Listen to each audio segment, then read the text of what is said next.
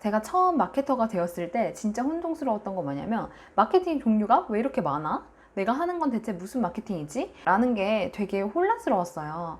오늘은 대표적인 마케팅 종류에 대해서 조금 알아보려고 하고, 그리고 사실 제가 이야기를 하는 거는 마케팅보다는 조금 홍보에 가까운 이야기예요. 어떻게 하면 우리 회사를 널리 알릴 수 있을까? 그래서 총 10개이고 제가 1편과 2편으로 나누어서 영상을 찍어보도록 하겠습니다. 먼저 첫 번째는 검색 광고입니다.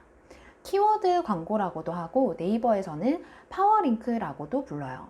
네이버나 다음이나 구글 같은 포털 사이트에 검색어를 입력하고 그 검색어와 연관된 광고를 달 수 있는 것을 키워드 광고, 검색 광고라고 얘기를 합니다.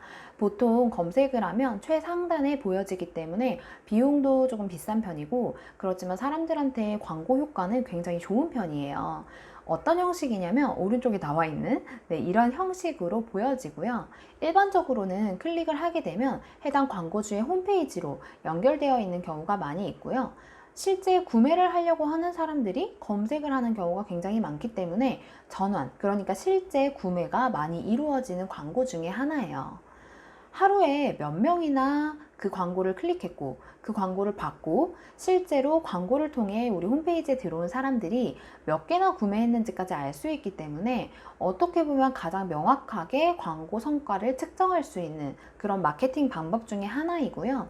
그래서 검색 광고를 많이 사용하는 그런 업체들 같은 경우에는 비용을 굉장히 많이 쓰는 경우가 많아요. 그런데 문제는 뭐냐면 이 검색 광고가 입찰 형식이에요. 예를 들어 1등과 2등을 누르려면 내가 더 비싼 광고비를 내야 합니다. 그래서 이러다 보니까 계속해서 경쟁해서 광고비가 계속해서 올라가는 그런 구조로 되어 있고, 네이버나 다음이나 구글이 돈을 더 많이 벌 수밖에 없는 그런 구조로 되어 있겠죠. 어쨌든 검색 광고 같은 경우에는 비용이 조금 많이 들어가는 경우도 있어서 아주 작은 규모의 회사들에선 잘 사용하지 않고요. 반면에 일정한 규모가 있는 회사에서는 거의 광고비의 대부분을 검색 광고로만 지불하는 경우가 있을 정도로 마케팅 중에서는 굉장히 조금 중요한 그런 분야라고 할 수가 있습니다. 두 번째는 파워 컨텐츠인데요. 파워 컨텐츠는 네이버에만 있어요. 앞에서 말씀드린 검색 광고에 컨텐츠를 합친 거다라고 생각하시면 되는데요. 이게 무슨 말이냐면 검색 광고처럼 사람들이 어떤 검색어를 입력을 했을 때 그 아래쪽에 나오는 광고를 의미해요. 그런데 검색 광고와의 차이점은 뭐냐면 검색 광고는 클릭한 사람들이 홈페이지로 이동을 하고, 이 파워 컨텐츠 같은 경우에는 광고를 클릭한 사람들이 블로그나 카페로 이동을 하게 됩니다. 즉 무슨 말이냐면 네이버에서 홍보용으로 사용을 해도 되는데 사람들한테 좋은 정보를 줄 수 있는 컨텐츠가 있는 곳으로 연결을 해 라고 얘기를 했어요. 그래서 광고를 하려면 일단 잘 만들어진 컨텐츠가 필요하고, 이 컨텐츠를 작성할 때 네이버에서 제시하는 파워 컨텐츠 작성 방법의 기준에 따라서 작성을 해야 합니다. 장점은 뭐냐면 검색어를 입력했을 때 검색 광고 바로 아래쪽에 나오면서 이미지가 같이 나오기 때문에 사람들이 조금 많이 클릭해 볼 가능성이 있다라는 거, 그리고 검색 광고보다는 일반적으로 비용이 조금 낮다라는 장점이 있습니다. 세 번째는 블로그 마케팅인데요. 블로그 마케팅 같은 경우에는 회사에서 사업주가 직접 블로그를 운영하거나 혹은 직접 운영해 달라고 이제 업체에 맡기는 경우가 있어요. 이때는 블로그 대행이라고 얘기를 많이 하는데요. 특히 회사에 홈페이지가 없는 경우에는 블로그를 좀 예쁘게 꾸며서 홈페이지 대용으로 사용을 하기도 합니다. 또 다른 블로그 마케팅의 방법은 이제 개인 블로거들을 섭외를 해서 우리 회사를 소개하는 글을 써달라고 하는 기자단 형식의 홍보 방법이 있고요. 우리 회사의 제품을 사용해보고 이에 대한 리뷰를 작성해달라는 체험단 형식의 마케팅 방법이 있습니다. 블로그 기자단과 체험단은 아마 들어본 적이 있으실 거예요.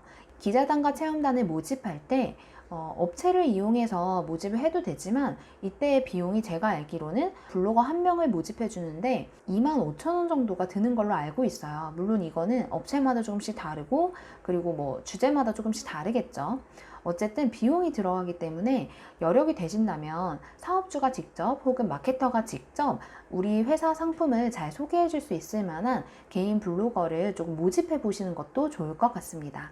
이때 블로그 운영을 잘하는 분들에게 쪽지를 보내셔도 되고요. 메일을 보내셔도 되는데 다만 일반 광고 대행사에서 보내는 것처럼 글을 쓰시면 안 되겠죠. 진정성 있게 글을 쓰시면 체험단을 직접 하겠다 혹은 기자단을 하겠다 하시는 분들이 많기 때문에 그런 방법도 좋을 것 같습니다. 네 번째는 카페 마케팅인데요. 카페 마케팅 같은 경우에는 크게는 두 가지가 있어요. 첫 번째, 내가 직접 운영하는 거. 두 번째는 남이 운영하고 있는 곳에 홍보를 하는 거. 첫 번째 같은 경우에는 쉽지 않아요. 카페를 직접 운영하는 거. 근데 만약에 내가 카페 인원을 계속해서 모을 수 있다. 예를 들어 교육 쪽에 몸담고 있어서 학생들을 카페로 계속 유입시킬 수 있다라고 하면 직접 운영하시는 게 가장 좋고요.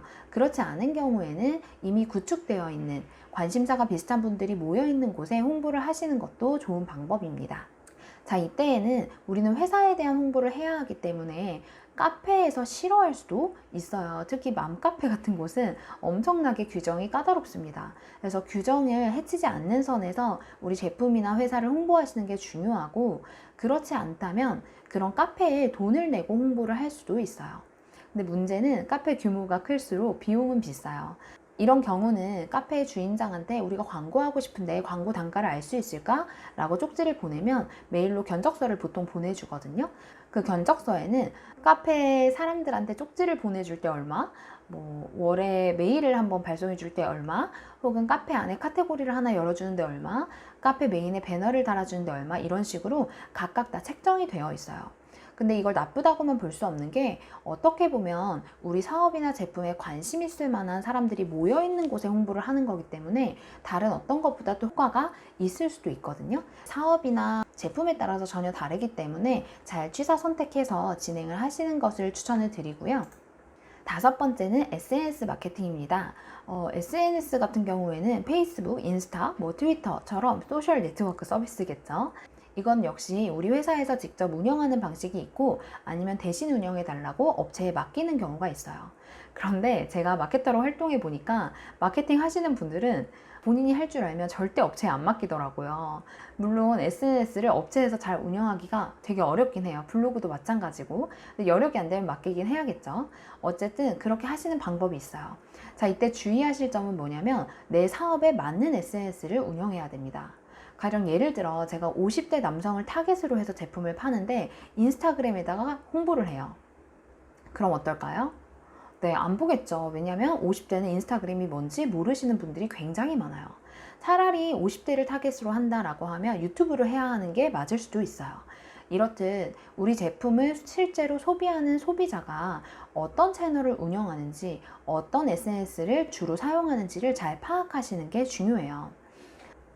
또는 우리가 판매하고 있는 이 제품이 어디에서 많이 소비가 되는지 파악하시는 것도 중요합니다.